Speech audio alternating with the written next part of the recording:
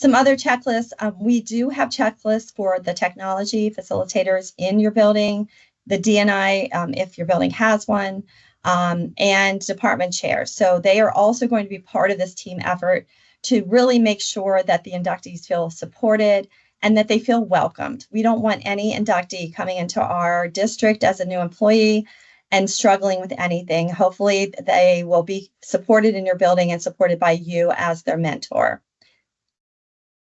We have another checklist question. Go ahead. So someone wrote, some of the checklist key topics vary from building to building, like some of the building procedures.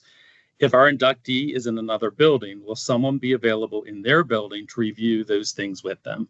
That's a very good question. I would think that we would need to, as the mentor, you would make sure that that happens in the other buildings if they are in one or I'm sorry, more than one building. Carrie, do you have anything to add to that? Yeah, sorry. I do. That's okay. I do want to mention there's a similar question in the chat. I'm going to address both of them. The first question is if we are mentoring a new hire that is not in our building, is the expectation to observe and model the same? And that answer is yes. You will need to work with your principals to set up times to go visit the inductee in their building. And they will have to facilitate time with their principal to come over and observe in your building. So while they can observe the other teachers, like there's an expectation to observe other teachers, they can do that in their home building. You will need to schedule times to travel to set up those other observations and visits. While your visits could be virtual, right? You could meet online, but when it comes time for observation, you will need to travel to the other building to schedule that.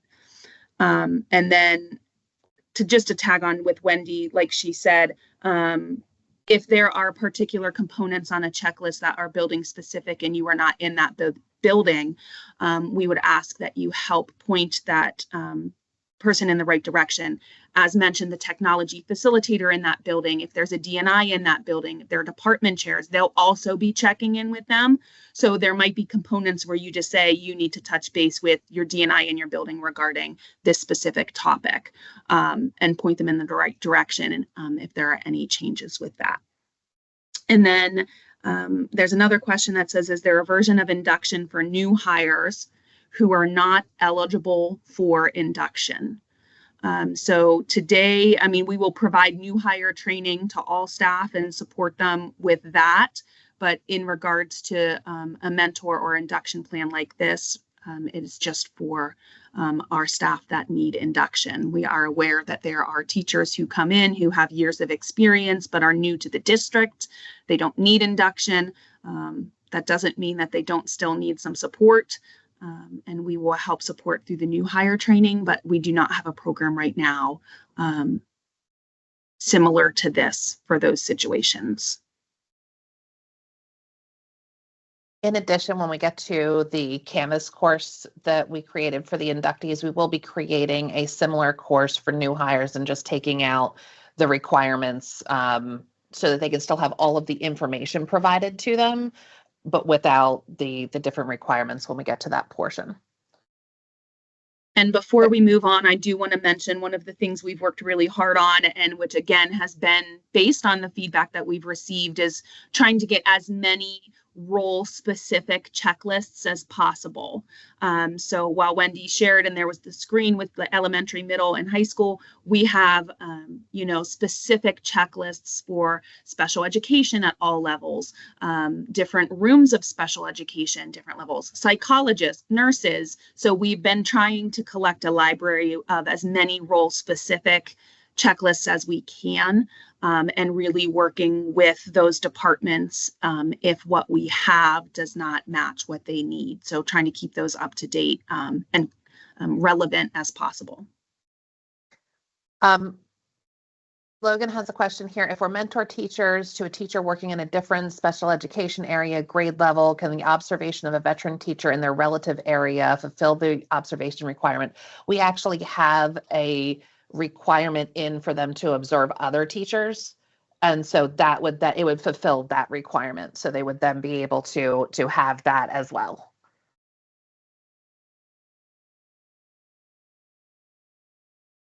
we like to continue. There's more questions in the chat. Should we continue with answering questions to? I'm just going to respond and say, Deb, I see your question. It's just a very specific one, and maybe we can just touch base via email regarding that, and share out a response with that when we share out information after the training. And Joe's going to be going over the lessons, so we can talk about that there as well. Okay, great. I think Marie is up next. All right, everybody. I'm going to apologize. I sound horrible. Have this summer cold already. Woohoo! Way to start the summer months with a bang. So observations. We have streamlined this process as much as possible. So there are observations built in where your inductee will observe you and other teachers in your building or their department. And this has been discussed previously in this presentation. There are also opportunities that are built in for you to do 2 planned observations of your inductee. That doesn't mean that you can't do more if it's necessary or if you have the time available to you.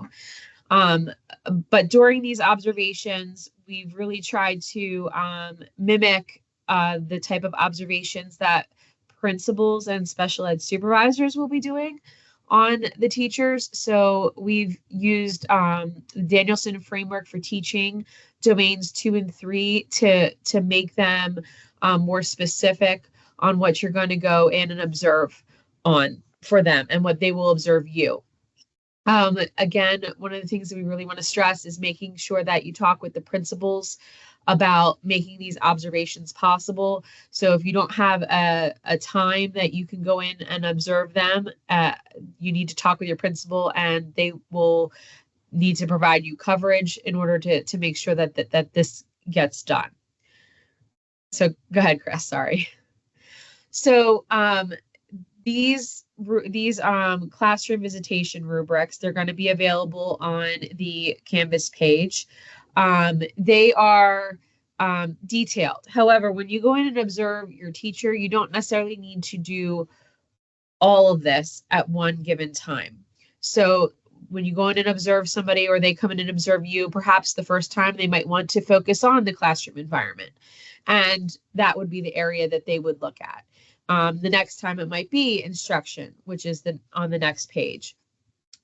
So you could tailor it to what you feel would be the most important things for the teacher to observe for you, or what you feel are the most important to observe for them. The principal could also ask you to specifically, maybe there's an area that the teacher is struggling in and saying, can they come in and observe you using questioning and really focus on your questioning while you're doing your instruction? So there could be ways that you can tailor this to the observations that you're doing. And then the teacher will upload these into their Canvas page, which Chris will go over when she talks about Canvas. And the only thing that I wanted to mention with this is they're being provided on Canvas, but the intention is for these to be printed out so that you can just take notes during the observation rather than lug your laptop in there. Yes, thank you, Chris. And I think this is moving on to Joe.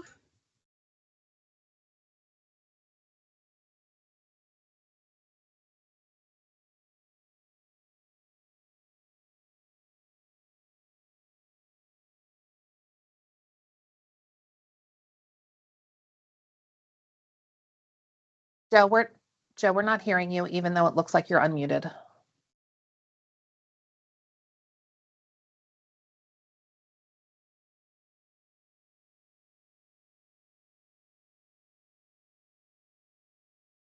Can you hear me now? Yes, Hello? thank you. Yes. Okay, I'm sorry. Joe Koval here again, this time for real. So to support the other areas of the Danielson framework, We are having our inductees complete lesson plans and reflection logs. These are things that teachers complete on a regular basis, but we are kind of being more intentional about it this year. So we want the inductees to complete these things and you as mentors to help support them and these things to help facilitate, the development of our new hires. So all teachers kind of complete the agenda on their Canvas page or Google Classroom to communicate with students and families and administrators what they're teaching on that specific day. But lesson plans are a little bit more in depth. We want to make sure that they are thinking about all the components of a successful lesson. So we have a template, provided for, a lesson plan. And then we have like a reflection log that's included in the Canvas page that they're going to be completing as they, progress through. The lesson plans will be, maybe that's on the next slide. Can you go to the next slide, please? So lesson plans will be submitted weekly, each week during the induction program. And again, this is just a simple template. It has the basic components of a successful lesson where they're saying, what the key learning objectives are, how they're introducing the lesson, what lesson actions they're taking, how they're summarizing, and what questions are they going to be asking throughout the lesson.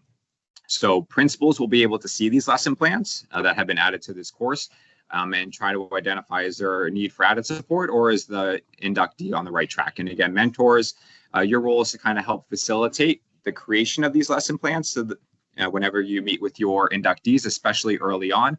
But this is one way, again, we're helping support our teachers meet all the demands of the Danielson framework. Can you go to the next slide, please? So on another component that they have to do is this reflection. Again, naturally teachers reflect after every single lesson, but we want to help kind of hone these skills and this practice in our new hires. And they just have to submit a reflection log just once a month. So yes, they'll probably do it after every lesson, especially if they meet with you after a lesson, they'll naturally do a little bit of reflection. But we want to make sure they're thinking through the reflection, asking the right questions, and really delving a little bit deeper on at least one of the lessons. And again, this is to support other areas in the Danielson framework. As experienced teachers, these are all things that come naturally, and we do these automatically. So we want our new teachers, our new hires, to start developing the skills to do this automatically. So these are just two different additions that we're adding to our induction program this year that we really think are going to help support our new hires in the long run and kind of give them the tools they need to be successful.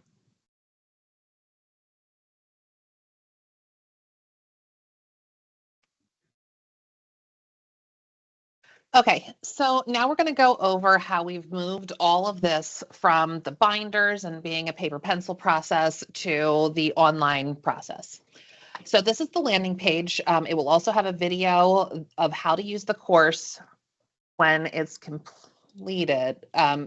So once the whole course is completed on Canvas, we'll then add that video when we have everything added.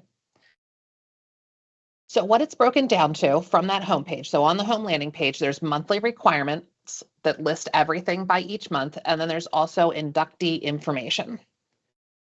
So on the monthly requirements, it has things like the consultation visits to observe, and it's similar to our current plan. Basically just whatever was listed in each month, those things got listed out. We made a few small changes.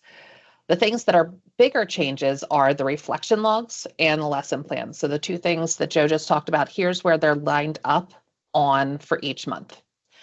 And then the months, instead of saying in September, you need to do this, in October, you need to do this, it's listed by month because we do have staff that's hired throughout the year. So when they open up each of these links, it's going to give them the information that they need. So the consultation visits these are the meetings that will be with you. For the early visits, in addition to just being the rest of the breakdown from the consultation, there's more guidance in terms of here's the things that you should talk about on your first meeting. So month one, visit one, things like review the induction plan and what they need to go for, the district mission, vision, and shared values, the induction overview and timeline, create lesson plans together for week one, start working on that assigned checklist. So there's more guidance in the earlier visits, and then there's a more general statement for the future visits.